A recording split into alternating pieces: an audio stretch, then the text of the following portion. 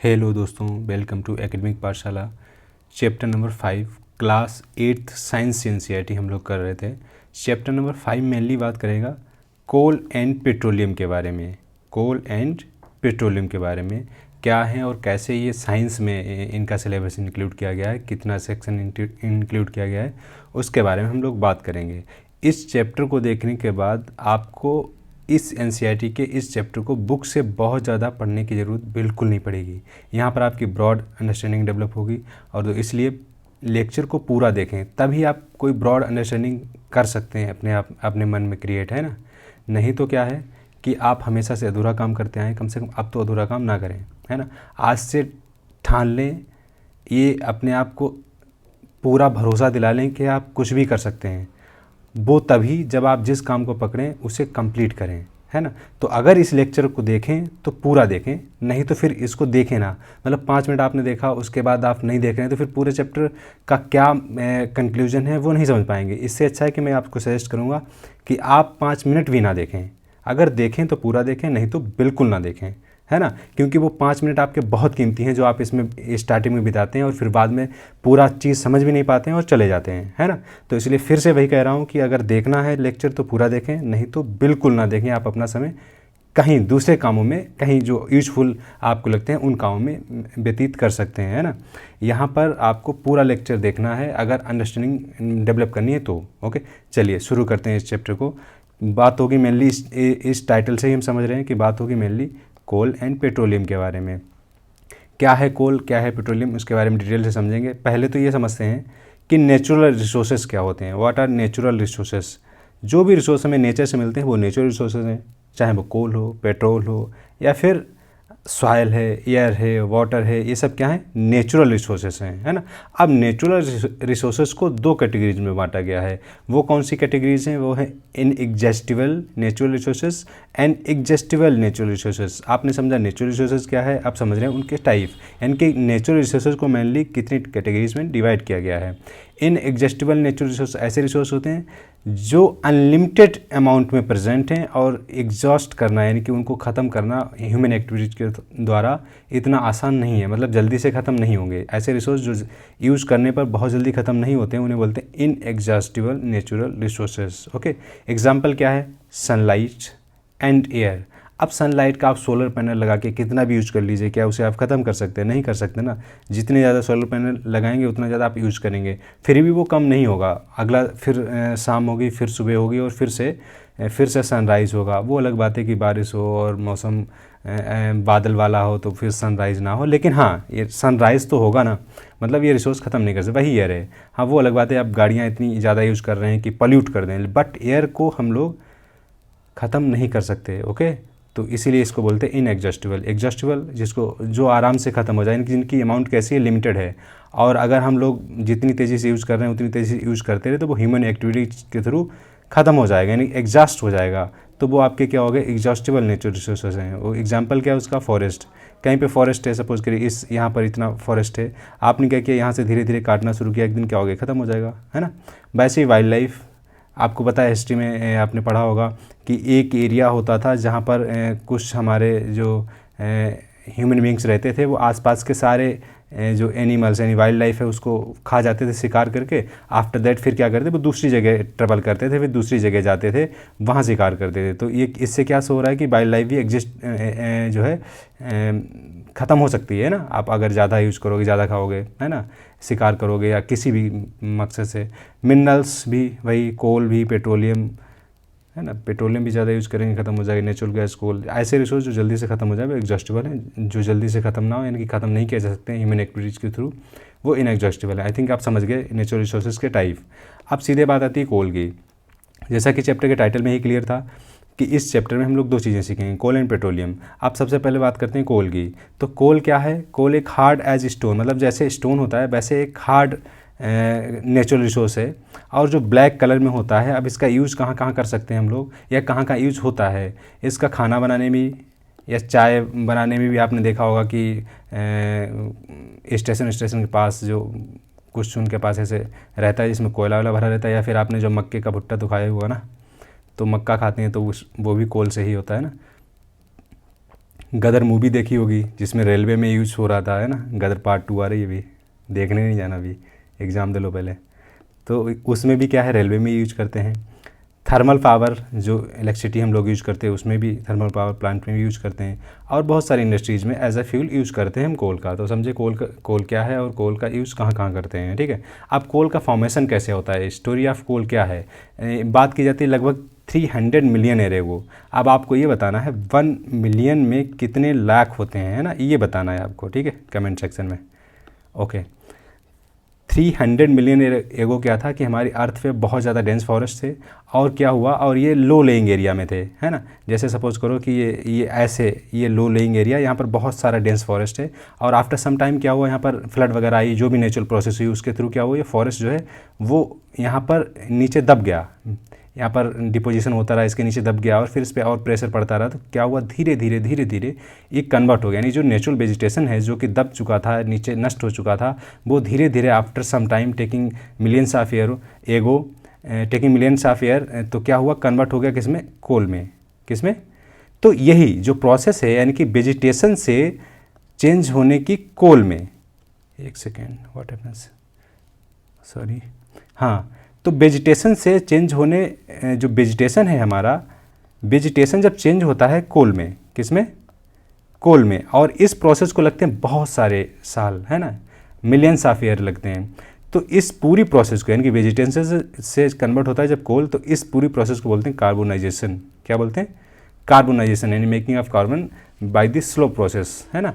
तो इसमें क्या होता है, जो डेड वेजिटेशन हैं वो कन्वर्ट हो जाते हैं कोल में। तो आप समझ गए कार्बोनाइजेशन क्या है, ऐसी प्रोसेस जिससे वेजिटेशन कन्वर्ट हो जाता है कोल में। और क्यों कन्वर्ट होता है, क्योंकि उस पर प्रेशर पड़ता है, और जैसे कि आपको पता है कि नीचे अगर जाते हैं अर्थ में तो फिर टेम्परेचर इंक्रीज होता है। तो टेम्परेचर, तो प्रेशर और टेम्परेचर और प्लस टाइम, इससे हमारा फॉर्म होता है क्या, कोल। ओके, और ये वेजिटेशन को बदल देता है कोल में। तो इसी प्रोसेस को बोलते हैं कार्बोनाइजेशन। आई थिंक आप समझ गए हैं, ठीक है। कोल क्या है, फॉसिल फ्यूल है। फॉसिल फ्यूल तो आई थिंक आप जानते ही होंगे, फॉसिल फ्यूल क्या होता है, जो लिविंग ऑर्गेनिज्म, यानी कि डेड लिविंग ऑर्गेनिज्म से जो बनता है उसे बोलते हैं फॉसिल फ्यूल्स, है ना, सिंपल सा। अब फॉसिल फ्यूल्स में क्या हो सकता है आपका, पेट्रोलियम वगैरह है, कोल वगैरह है, ये सब क्या है, फॉसिल फ्यूल्स हैं। ओके, तो फॉसिल फ्यूल्स क्या हैं, जो ऑर्गेनिज्म है, प्लांट्स वगैरह हैं, वो डेड हो जाते हैं और फिर काफ़ी दिनों तक हमारी अर्थ के नीचे दबे रहते हैं, और फिर टेम्परेचर और प्रेशर की वजह से चेंज होकर कोल या पेट्रोलियम बदल जाते हैं। ये जो हमारा नेचुरल रिसोर्स तैयार हुआ, इसी को हम बोलते हैं फॉसिल फ्यूल्स। ओके, ठीक है। अब बात आती है कि कोल का क्या क्या सब प्रोडक्ट हो सकता है। कोल का सब प्रोडक्ट क्या हो सकता है, कोक तैयार किया जा सकता है, कोल तार, जैसा कि आपने देखा होगा पहले रोड वगैरह बनाई जाती थी तो फिर ये कोल तार की यूज होता था, कोल गैस, है ना। वन बाय वन समझते हैं क्या है। सबसे पहले समझते हैं कोक क्या है, एक टफ, पोरस और ब्लैक सब्सटेंस है, और ये प्योर फॉर्म ऑफ कार्बन है। ये बहुत इंपॉर्टेंट है पॉइंट, ये पूछा जाए प्योर फॉर्म ऑफ कार्बन क्या है तो बोलोगे कोक, है ना। ये टफ, पोरस और ब्लैक होता है। ओके, ये किस में यूज होता है, ये मैन्युफैक्चरिंग ऑफ स्टील में यूज होता है, एक्सट्रैक्शन ऑफ मैनी मेटल्स, यानी कि बहुत जगह यूज होता है, क्योंकि इसको जलाने पर बहुत कम ही मात्रा में स्मोक निकलता है, हीट ज़्यादा प्रोवाइड करता है, इसलिए इसको मैन्युफैक्चरिंग ऑफ स्टील में यूज करते हैं, और भी बहुत सारी जगह यूज करते हैं। अब कोल तार क्या है, कोल तार ब्लैक और थिक लिक्विड, आपने देखा होगा जब रोड बन रही होती है। अब तो फिलहाल बिटुमिनस का यूज होता है, बिटुमिन का यूज होता है ना। Bituminous is a type of coal, but bitumen का यूज होता है रोड को बनाने के लिए, लेकिन पहले के समय में इसी कोलतार का यूज होता था। ओके, ठीक है। तो ये क्या होता है, बहुत ही अनप्लीजेंट सी स्मेल देता है, और इसमें बहुत सारे सब्सटेंस मिक्स होते हैं। तो coal tar is made of hundreds of substance, है ना। It is a mixture of 100 of substance या मोर देन 200 सब्सटेंस। ओके, ऐसे आप समझ सकते हैं, ठीक है। तो इसका यूज़ कहाँ कहाँ कर सकते हैं, मतलब कोल तार का यूज़ कहाँ कहाँ होता है, सिंथेटिक डाइज बनाने में, जो आप सिंथेटिक डाइज यूज करते हो, बालों में लगाते हो, या फिर डिफरेंट अदर थिंग्स में यूज करते हो, है ना। ड्रग्स बनाने में, एक्सप्लोजिव बनाने में, perfumes and plastics and paints, photographic material and roof material, as well as naphthalene की वॉल्स तो आपने देखी ही होंगी, जो टॉयलेट वगैरह में यूज़ की जाती है। टॉयलेट वगैरह जो होता है ना, वहाँ वाश बेसिन वगैरह होता है, उसमें आप कुछ ऐसे वाइट सी ऐसे कुछ बॉल्स पड़ी देखते हैं, तो वो भी इसी से रिसीव होती हैं। कहाँ से, कोल तार से, है ना। ओके, अब आप कहेंगे सर ये तो ब्लैक होता है तो फिर ये तो वाइट होती हैं, तो आपको पता होना चाहिए डायमंड इज आल्सो अ कोल, है ना। तो कोल से ही बनता है डायमंड, तो फिर आप समझ सकते हैं कि ये कोल तार से बॉल्स बनना बहुत बड़ी बात नहीं है, ठीक है। ओके, अब वही बात बताई जो कि मैं पहले बता चुका हूँ, विटामिन क्या है। विटामिन एक पेट्रोलियम केमिकल है जिसका अब यूज होता है रोस्ट को बनाने के लिए। ओके, पहले किसका यूज होता था, कोल तार का। ओके, ठीक है, ये थोड़ा सस्ता पड़ता है और ये जो रिफाइनिंग में बहुत ज़्यादा मटेरियल निकलता है, रॉ मटेरियल, उसी को हम विटामिन के रूप में रोड बनाने में यूज कर सकते हैं, है ना।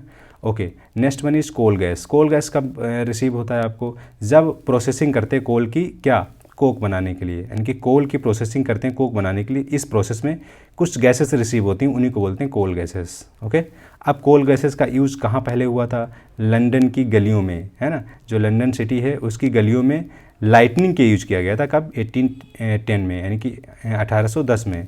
न्यूयॉर्क में भी लगभग 1820 में, है ना। न्यूयॉर्क कहाँ है बताओ कमेंट सेक्शन में। एंड लंदन कहाँ है ये भी बताओ। London is the capital of, ये भी बताओ। ओके, क्या जानते हैं आप लंदन के बारे में, जो भी जानते हैं वो आप कमेंट सेक्शन में बताएं। ओके, ठीक है। फिर नेक्स्ट वन इज़ पेट्रोलियम।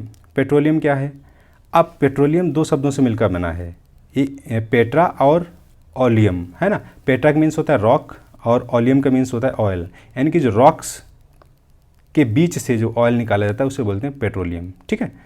तो इसका यूज़ कहाँ करते हैं पेट्रोलियम का, actually petroleum is a mixture of many सब पार्ट्स। ओके, जैसे कि petrol, okay, and paraffin wax, okay, ये बहुत सारी चीज़ें पेट्रोलियम में मिक्स होती हैं। अब जब पेट्रोलियम क्या है, मिक्सचर है ना, ये नेचुरल रिसोर्स है और जो मिक्सचर है बहुत सारी चीज़ों का, है ना। फिर इनमें से सारी चीज़ें जो अलग करके बाहर निकाली जाती हैं उनमें से एक प्रोडक्ट निकलता है पेट्रोल, है ना। क्या निकलता है, पेट्रोल। और ये यानी कि पेट्रोलियम को रिफाइन करके उसमें से यूजफुल चीज़ें निकालना ही कहलाता है क्या, रिफाइनिंग। क्या कहलाता है, रिफाइनिंग। अगर पूछा जाए व्हाट इज़ रिफाइनिंग तो बोलोगे पेट्रोलियम से जब हम यूजफुल सब्सटेंस निकालते हैं विद अ प्रोसेस, तो उसी प्रोसेस को बोलते हैं रिफाइनिंग। ओके, ठीक है। इसका यूज़ वही जो लाइट मोटर व्हीकल्स होते हैं उनमें यूज़ किया जाता है ना, ट्रक वगैरह में यूज़ नहीं करते हैं, ट्रक वगैरह में डीजल का यूज़ करते हैं, ठीक है। बताइए क्यों यूज करते हैं, क्योंकि जो डीजल है वो आपको ज़्यादा एनर्जी प्रोवाइड करता है। ओके, तो इसलिए हैवी व्हीकल्स में डीजल का यूज़ करते हैं। ओके, ठीक है। पेट्रोलियम क्या है, कैसे फॉर्म होता है, जैसे कि आपने कोल देखा, कोल तो वेजिटेशन था, इनकी बहुत ज़्यादा फॉरेस्ट था, वो नीचे दब गया और बन गया क्या, कोल, आफ्टर सम टाइम। लेकिन ये आपका पेट्रोलियम कैसे बनता है, सपोज़ करिए ये कोई सी टाइप का है और इसमें बहुत सारे एनिमल्स वगैरह रह रहे हैं, किसी प्रोसेस की वजह से ये एनिमल्स मरते चले गए और आफ्टर दैट इस पर डिपॉजिट्स बनते गए और इस पर प्रेशर और टेम्परेचर इंक्रीज होता जा रहा है। तो ये जो डेड रिमेंस है ना, जो एनिमल्स वगैरह के, है ना, फॉसिल्स, इनसे बन जाता है आपका पेट्रोलियम। तो पेट्रोलियम बनने की प्रोसेस वही सेम है जैसे कि कोल की। कोल में क्या, वेजिटेशन दब जाता है अर्थ के नीचे, और अभी पेट्रोलियम में ऑर्गेनिज्म, ओके, वो नीचे दब जाते हैं, मर जाते हैं और उसके बाद वो पेट्रोलियम में कन्वर्ट हो जाते हैं। It takes millions of year. Okay, ठीक है। तो वही बात बताई गई है कि आपका जो ऑयल या गैस होती है वो वाटर से बहुत हल्की होती है, इसीलिए वाटर पे तैरती रहती है। जैसे सपोज करो ये वाटर है, इसके ऊपर से ये पेट्रोलियम या गैस तैरती रहेगी। ओके, ठीक है। अब पूरे वर्ल्ड में कहाँ पर सबसे पहले ये पेट्रोलियम निकालने की शुरुआत हुई थी, वो हुई थी यूएसए में। कब, 1859 में। ओके, 1859 में हुई थी और पेंसिल्वेनिया यूएसए में। उसके कुछ ही साल बाद, यानी कि लगभग 8-10 साल बाद, 1867 में माकुम एक जगह है असम में, इंडिया में, वहाँ पर भी पहला वेल खोदा गया था इंडिया में, है ना। पूछा जाए पहला वेल इंडिया में कहाँ खोदा गया तो बोलोगे माकुम, असम में। ओके, ठीक है। तो आपने समझा कि पेट्रोलियम कैसे बनता है और क्या उसका यूज़ है और क्या पेट्रोलियम ही उसे क्यों बोलते हैं, है ना। ठीक है।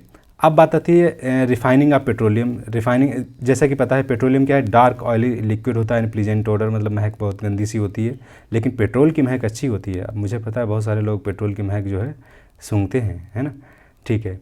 बट पेट्रोलियम की महक गंदी होती है क्योंकि उसमें बहुत सारी चीज़ें मिली होती हैं। क्या क्या, जैसे पेट्रोलियम गैस मिली होती है, पेट्रोल होता है, डीजल होता है, लिब्रिकेटिंग ऑयल होता है, एंड आपका पैराफिन वैक्स होता है। ये सब बहुत सारी चीज़ें मिली होती हैं पेट्रोलियम में। ओके, तो बहुत सारे लोग जो गाड़ी में डलवाने जाते हैं पेट्रोल, उसी को ही पेट्रोलियम समझ लेते हैं, जबकि वो पेट्रोलियम नहीं है, वो पेट्रोलियम का सब प्रोडक्ट है ना। पेट्रोलियम से निकाला गया हुआ प्रोडक्ट है उसे बोलते हैं पेट्रोल, और इसी निकालने वाली की प्रोसेस को रिफाइनिंग बोलते हैं। Already I told you. Okay, ठीक है। बस यहाँ पर वही एक आपको चित्र दिखाया गया है। इसमें क्या हो रहा है, इसमें बताया जा रहा है कि गैस एंड ऑयल कैसे उनका एक्सट्रैक्शन होता है, और ये वाटर, ये रिजर्वायर रॉक वगैरह हैं ना, इम्परवियस रॉक वगैरह, यानी कि जो कह सकते हो कि हल्की रॉक्स वगैरह होती हैं ना, ये डेंस रॉक है। इसके नीचे यहाँ बीच में जो गैप है वहाँ पर ऑयल एंड गैस वगैरह फिल्ड है। ओके, यहीं से ये वेल्स वगैरह खोदे गए हैं ना। थोड़ा सा इसका अगर गहराई बढ़ा देते तो ऑयल निकलता, अगर और गहराई बढ़ा देते तो वाटर वगैरह आपको मिल जाता है। ठीक है, ठीक है। ओके, आई होप आप समझ गए इधर क्या हो रहा है। अब वही बात बताएगी, ये पेट्रोलियम से बहुत सारी चीज़ें हमें मिलती हैं, और जो बहुत सारे केमिकल्स जो पेट्रोलियम से मिलते हैं उन्हीं को बोलते हैं पेट्रोकेमिकल्स। पिछले लेक्चर में भी बताया जा चुका है। अब उन पेट्रोकेमिकल्स का कहाँ यूज़ होता है, डिटर्जेंट बनाने में, फाइबर वाले लेक्चर में ही आपने देखा था सिंथेटिक फाइबर में कि पेट्रोकेमिकल्स का यूज़ होता है। पॉलीथीन बनाने में, हाइड्रोजन गैस भी ऑब्टेन होती है ना नेचुरल गैस से, एंड प्रोडक्शन ऑफ फर्टिलाइज़र वगैरह ये सब भी होता है। मतलब कुल मिला के पेट्रोकेमिकल्स का यूज़ बहुत जगह होता है। ठीक है, इसीलिए पेट्रोलियम को, क्योंकि पेट्रोलियम से बहुत सारी चीज़ें निकलती हैं, बहुत सारे सब प्रोडक्ट मिलते हैं, इसी वजह से हम इसको ब्लैक गोल्ड बोलते हैं, क्योंकि जब ये निकाला जाता है तो ब्लैक इन कलर होता है। ओके, अब जबकि जो कि पेट्रोल हम लोग देखते हैं वो थोड़ा सा येलोइश इन कलर होता है ना, तो यानी कि वो पेट्रोलियम से ही निकाला गया पेट्रोल। बट पेट्रोलियम का जो रियल कलर है वो कैसा है, black. That's why this is called black gold. क्यों पूछा जाए why it is called black gold, तो आप बताओगे बिकॉज इट हैज़ मैनी सब प्रोडक्ट। ओके, तो that's why this is called, and या कह सकते हो इट हैज़ मैनी सब product and they used in manufacturing many things. Okay, तो बोल सकते हैं आप that's why this is called black gold. Okay, and the next one is natural gas. Natural gas क्या है, ये भी एक फॉसिल फ्यूल ही है आपका। ठीक है, और ये इसकी क्या विशेषताएं हैं, वो ये विशेषताएं हैं, इसको आराम से ट्रांसपोर्ट किया जा सकता है। नेचुरल गैस को जब स्टोर करते हैं बहुत ही हाई प्रेशर में, तो तभी ये कंप्रेस्ड फॉर्म में स्टोर हो जाती है। किस फॉर्म में, कंप्रेस्ड फॉर्म में, इसीलिए इसको बोलते हैं कंप्रेस्ड नेचुरल गैस। ओके, इसका पावर जनरेशन वगैरह में, गाड़ियों में, खाना बनाने में, इन सब जगह यूज होता है। ये एक लिस्ट दी है कि किसका कहाँ कहाँ यूज होता है, एलपीजी का कहाँ यूज होता है, एंड ये सब। ओके, पेट्रोल का कहाँ यूज होता है, केरोसिन, ये सब आप देख लोगे, इसमें कुछ है नहीं। पैराफिन वैक्सीन का कहाँ यूज होता है, ऑइंटमेंट, जैसे कि आप देखते हैं चोट लग जाती है तो वाम वगैरह लगाते हैं, कैंडल्स, वैसलीन, इन सब से पैराफिन। ये क्या है, एक्चुअली पेट्रोलियम के निकले हुए कॉन्स्टिट्यूएंट हैं, यानी कि सब पार्ट्स हैं, ना, सब कॉन्स्टिट्यूएंट्स हैं, जिनका कहाँ कहाँ यूज होता है, ये लिस्ट बताई जा रही है। ओके, लिस्ट में यही बताने की कोशिश कर रहे हैं। ठीक है, फिर वही आता है कि ये सीएनजी का क्या महत्व है, ये लेस पोल्यूटिंग होता है, ये क्लीनर फ्यूल है, इसलिए ज़्यादा यूज किया जाता है। सबसे बड़ा इसका एडवांटेज क्या है, एक्चुअली इसको डायरेक्ट यूज किया जा सकता है घरों में। जैसे आपने देखा होगा कि घरों में सीएनजी गैस की लाइन वगैरह आती है और वहाँ डायरेक्ट किचन में जाती है और वहाँ से खाना बनाया जा सकता है, तो इसका ये ग्रेट एडवांटेज है। ओके, ठीक है। अब बात आती है some natural resource are limited. जैसा कि आपको पता है कुछ नेचुरल रिसोर्स बहुत लिमिटेड हैं, जिन्हीं को हम क्या बोलते हैं, एग्जॉस्टिबल, जल्दी से ख़त्म हो जाएंगे। अब सपोज़ करिए कोल है ना, कोल को बनने में तो बहुत मिलियंस ऑफ ईयर लगते हैं, लेकिन उसको यूज़ कर लेते हैं हम लोग। सपोज़ करिए 100 ईयर्स में आपने यूज कर लिया जितने कोल को बनने में मिलियंस ऑफ ईयर लगे थे। तो अब क्या होगा, कोई चीज़ बनने में तो टाइम ज़्यादा लग रहा है और यूज़ करने में कम लग रहा है, मतलब कम, बहुत जल्दी यूज़ कर ले रहे हो, तो इसका मतलब क्या है, उसकी कमी हो जाएगी। जैसे सपोज़ करिए किचन में मम्मी जो है वो रोटियाँ सेक रही हैं और आप 4 लोग खा रहे हो, है ना। अब 4 लोग सपोज़ करो कि 1 मिनट में 4 रोटियां खा लेते हो। अब मम्मी जो है 1 मिनट में 2 रोटियां बना पाती हैं, अगर बहुत तेज़ भी बनाती हैं। तो अब क्या होगा, अब कमी पड़ जाएगी ना, शॉर्टेज हो जाएगा ना। तो इसका मतलब है जो मम्मी बना रही है वो लिमिटेड है, मतलब 2 रोटियां बना पा रही हैं 1 मिनट में। अब आप 4 लोग शुरू हो गए खाने को, तो क्या करना पड़ेगा, फिर आपको वेट करना पड़ेगा, या फिर आपको अल्टरनेटिव ढूंढना पड़ेगा। ठीक है, या फिर ऐसा करना पड़ेगा। अब इसमें क्या हो सकता है कि या तो फिर मम्मी को रोटियाँ बना लेने दो, तब खाना शुरू करो 4 लोग, या फिर एक एक करके खाओ। तो वही बात यहाँ पर बताई जा रही है, वही रिसोर्सेज के बारे में। कोल को बनने में समय लगता है, लेकिन यूज़ उसे जल्दी से कर लेते हैं। तो या तो फिर आप वेट करो, यूज़ कर लिया, अब वेट करो कि अब बनेगा तब यूज़ करेंगे। तो ऐसा करेंगे तो फिर बहुत ज़्यादा डेवलपमेंट पीछे रह जाएगा। तो इसका मतलब क्या है, वाइजली यूज़ करो, या फिर उसका अल्टरनेटिव ढूंढते रहो। ठीक है, ओके। अब वही चीज़ है कि दूसरी इसकी क्या कह सकते हो कि लिमिटेशन वगैरह हैं। अगर हम लोग कोल वगैरह यूज़ करते हैं, पता ही आपको, ये एयर पोल्यूशन वगैरह देता है। इससे क्या होता है, ग्लोबल वार्मिंग वगैरह प्रॉब्लम हो सकती है। ठीक है, ओके। अब करना क्या चाहिए, मतलब इन सब समस्याओं से निपटने के लिए करना क्या चाहिए? करना ये चाहिए कि भैया जब भी ज़रूरत पड़े तभी यूज़ करो फ्यूल का। ओके, ये नहीं कि जैसे आप जा रहे थे स्कूटी या बाइक से और दोस्त मिल गया, उससे बात कर रहे हैं, स्कूटी ऑन है, तो ऐसा नहीं करना है, उसे ऑफ़ कर दो। या फिर आप जा रहे थे, रेड लाइट हो गई और गाड़ी खड़ी कर दी आपने और फिर ऑन है, मतलब गाड़ी ऑन है ना? तो ऐसा नहीं करना, मतलब जितना संभव हो उतना वाइजली यूज़ करो। ओके, जब ज़रूरी नहीं है तो अपने इंजन को, गाड़ी के इंजन को स्विच ऑफ कर दो। ओके, तो वही बात बताई जा रही। अब यहाँ पर पेट्रोलियम कंजर्वेशन रिसर्च एसोसिएशन ने भी कुछ बातें की। अब ये एक्चुअली है क्या? PCRA ये 1978 में बनाया गया था, एक रिसर्च ऑर्गेनाइजेशन है जिसका हेडक्वार्टर है न्यू दिल्ली में। और ये मिनिस्ट्री, किस मिनिस्ट्री के अंतर्गत आता है? वो है पेट्रोलियम एंड नेचुरल गैस। अब इसके मिनिस्टर कौन है इस समय प्रेजेंट में, यानी कि जुलाई 2023 की अगर बात करें तो वो है हरदीप सिंह पुरी। क्या नाम है? हरदीप सिंह पुरी, ठीक है। वो पेट्रोलियम एंड नेचुरल गैस के इस समय प्रेजेंट में मिनिस्टर हैं, ठीक है। तो ये भी कुछ एडवाइजरी देते हैं कि भैया ऐसा है कि आपको करना क्या है, मतलब कैसे वाइजली यूज़ करना है। तो वही बताते हैं कि भैया देखो ऐसा है कि अगर आप चाहते हो कि ये जो एग्जॉस्टेबल रिसोर्स हैं ये काफ़ी लंबे समय तक चलें, तो आपको कुछ चीज़ें माननी ही पड़ेंगी। वो क्या है? जैसे आप गाड़ी चला रहे हो तो एक कांस्टेंट स्पीड में चलाओ, है ना, मॉडरेट स्पीड में चलाओ। ये नहीं कि अभी कभी एकदम स्टंट मारने के लिए एकदम उड़ा दिए फिर उसके बाद फिर से स्लो कर लिए, तो ये नहीं, एक कांस्टेंट स्पीड में चलते रहो। अब ये भी नहीं कि बहुत तेज़ स्पीड से जा रहे हैं तब भी पेट्रोल ज़्यादा लगेगा, कांस्टेंट स्पीड में जाएंगे तो फिर पेट्रोल कम लगेगा, ठीक है।